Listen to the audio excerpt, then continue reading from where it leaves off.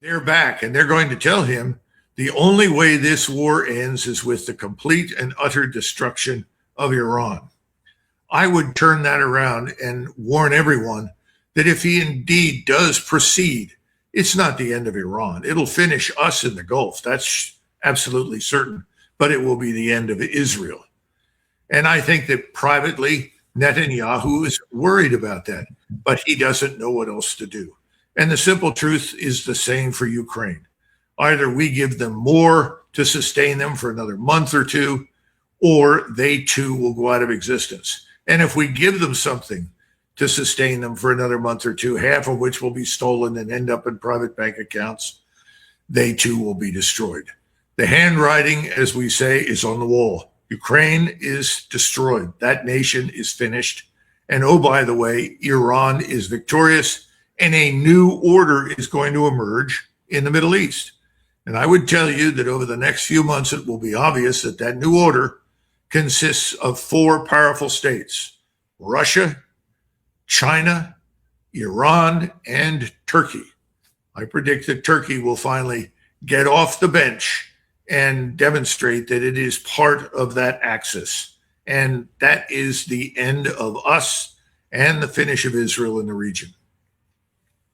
Well, that certainly may well be the case, and we'll see how things play out. What seems to propel that forward is if we make some foolish decisions here coming up. I want to point out, Gary was showing you those images from just a few minutes ago, I think, in the White House, where their meeting between the two delegations is going on. I want to remind everybody that prior to the start of this war, Benjamin Netanyahu came to Washington, and he had some intelligence that said he found out that the supreme leader, Ali Khamenei, was going to be in a certain location on a certain day, and that President Trump had to act then. That's when he had to strike. Now then, we have, prior to Benjamin Netanyahu getting here, another piece of secret intelligence that Iran is about ready to start a new nuclear weapons program at Pickaxe Mountain, and he's basically going to suggest President Trump strike that. What do you make of that? Well, I think that makes perfect sense.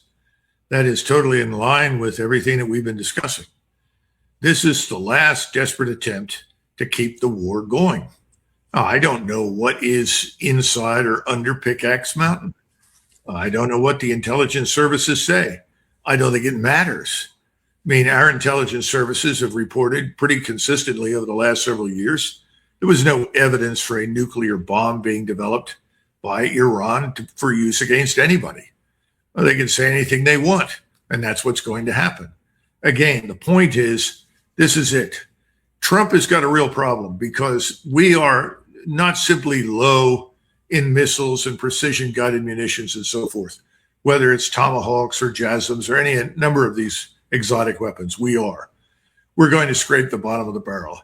And by the way, the oil situation is not good. What Wall Street believes and what is real are completely distinct from each other. The real world is going to come down on us very hard in the very near future.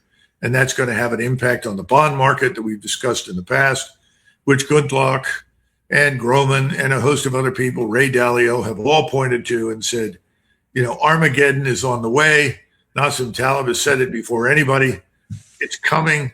It's inevitable now because Trump is running what's left of us in the ground. He's doing it because he understands he's fighting a rear guard action. We have lost in Iran. We have lost in Ukraine. When I say we, I'm talking about the United States, because we put the full faith and credit and power of the United States behind these very stupid, unnecessary wars. All of our allies are on the skids. Everybody's going broke. Nobody has any money. There will be no great mobilization of Europe against Russia. But what's happened in the meantime? China, which has profited enormously from our stupidity, is the rising power in the world. It is de facto the greatest economy in the world today. In terms of purchasing parity, absolutely, without question. So then we turn away from China, we look at Russia. Russia is in superb condition because the Russians have husbanded their resources. They have moved cautiously and deliberately, although I think that's about to change. And I guess we'll talk about that in a minute. But then you also have to look at Iran. Iran was supposed to have gone under several times. its population was supposed to have starved and died and begged for mercy several times. The Iranians are not interested in talking to us anymore. No one is calling Trump and asking for talks. He's desperate for them. They're not going to happen. There is only one way out for Donald Trump and Iran, and that is for us to pack up our things and steal away into the night, to disappear quietly. If we don't do that, it will get worse for us. The rest of the global energy structure will be at high risk, much of it in the Gulf region destroyed, not just for a year or two, not for 3 or 4 years, for a decade or more. And when we leave, it's very obvious what happens. The only power in the world with the wealth, the expertise, and the power to come in there and change anything, make anything right, rebuild anything is China. And the Turks are watching it. They're seeing who is winning and who is losing. It's only a matter of time. They want to be on the winning team, and they will join. And that'll be the end of it. And this thing we call Israel, which is a product of the Sykes-Picot Agreement, will be on the skids. They'll have a choice put to them. Either you live within the broader regional framework that we define on our terms, or you go away. Yeah, and of course, with their 200 nuclear weapons, I think that they can either just burn the whole thing down, or they'll fall into line there. But that's going to be an ugly situation, which I think we're headed toward. I don't disagree with your assessments there. Large numbers of Israelis are buying up as much of Cyprus as they can. They're moving to Greece. They're moving into Serbia. They're moving into a number of different places, Argentina, obviously. So that tells you something about the faith of the Israelis in their own future. Yeah, and one wonders if that's ever going to get through to Netanyahu in time. Before we skip, move on that topic, because I do want to go to the Russia-Ukraine portion of that, because they are directly linked. We showed you the meeting there with Netanyahu that was happening. One of the other things that I'd like your view on here, however that comes out, and I think we have a pretty good idea how it's going to come out, that meeting, probably going to be something bad for us. But what really irks me, just as an American, is this statement here by Smotrich, Bezalel Smotrich. This was in actually the military.com this morning. Israeli minister says U.S. Iran war is best for us without Israeli involvement. Finance Minister Bezalel Smotrich said that, plainly what other Israeli leaders have communicated more cautiously, the current U.S. war benefits Israel most when American forces do the fighting and Israel remains outside the direct exchange. This just drives me crazy, Doug, because we just talked about how Israel prompted President Trump to forget about America first and go Israel only and start this war. And then he allowed Israel to stay out of it and let our people pay the price in blood, let our population pay the physical cost from this with our tax money and or borrowing and everything else. How can President Trump let this continue on, to let them stay on the sidelines and only allow our people to pay the price for a war we don't need? Well, you will remember when we were in Saudi Arabia in 1990 and 1991, that the Saudi government, its spokespersons, its ruling elites, openly referred to the United States Army on the ground in Saudi Arabia as their white slave army that had been purchased and equipped to defend Arabia. And that's why they were there. And that when they'd done their job, they would leave because, of course, Arabia is wholly Islamic territory. Now you're hearing effectively the same thing from the Israelis. And I think he's telling you the truth.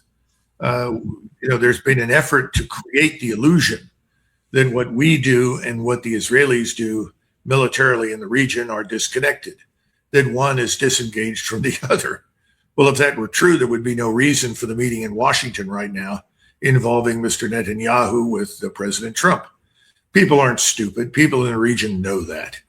And it's interesting that the arrogance has reached the level that it has. I think this is a level of Israeli Zionist arrogance that perhaps we've only seldom seen, certainly not since 45 on this scale. And he's telling you the truth. And he expects this to happen. And President Trump is obedient.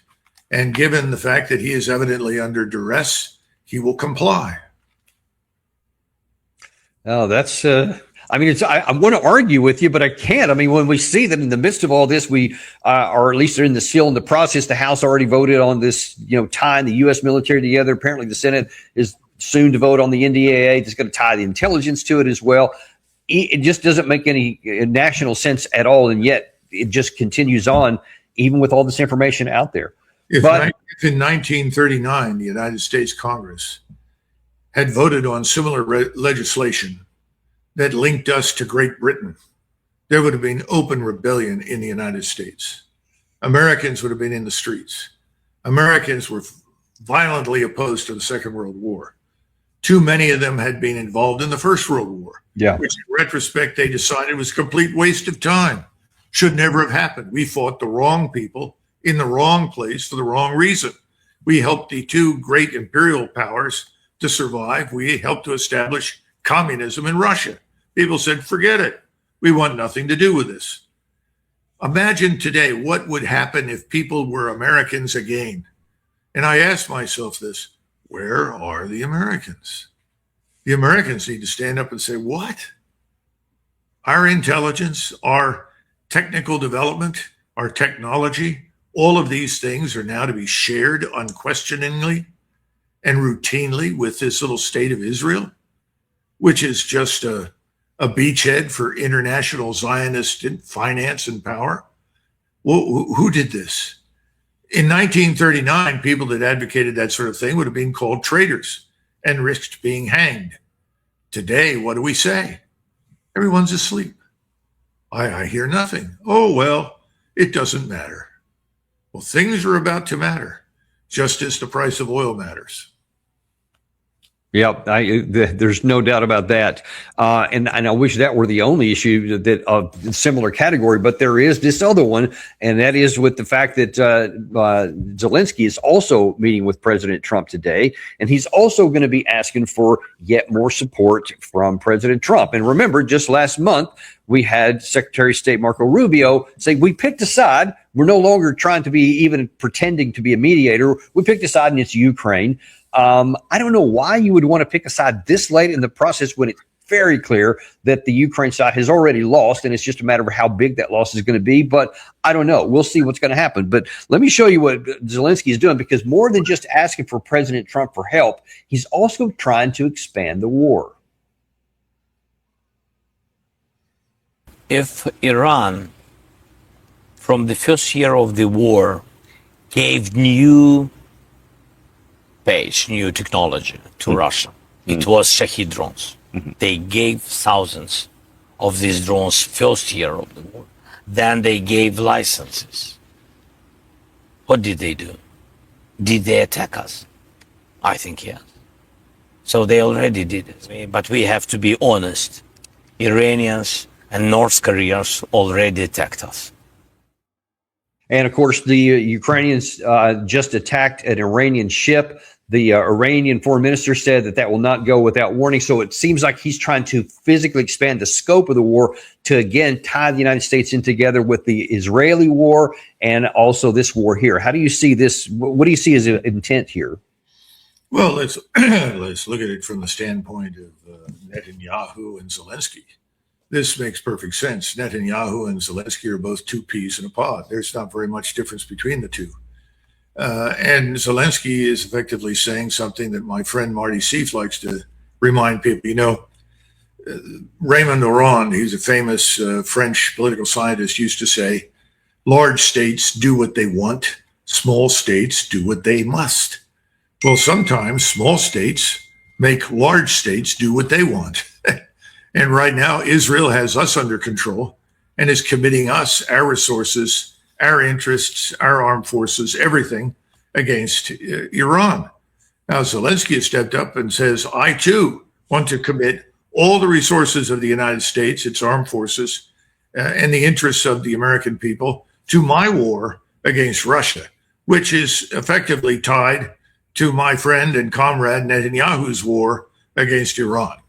So absolutely, he wants to expand the war. It's his last best chance in his overwrought mind, because Russia is crushing what is left of the Ukrainians on the battlefield.